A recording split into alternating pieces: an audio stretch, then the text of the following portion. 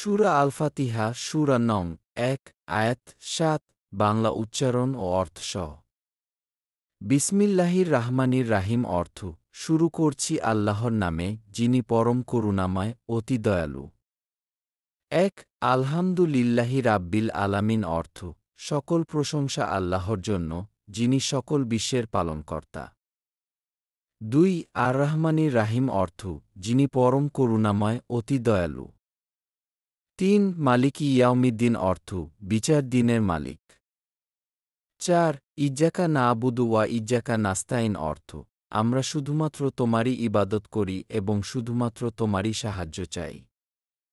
৫ ইহদিনাস সিরাতাল মুস্তাকিম অর্থ আমাদেরকে সোজা পথ দেখাও।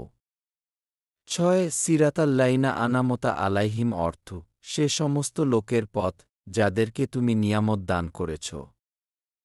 ৭ গায়রিল মাগদুবি আলাইহিম ওয়ালাদ্দাল্লিন অর্থ যাদের উপর তোমার গজব হয়নি এবং যারা পথভ্রষ্ট নয়।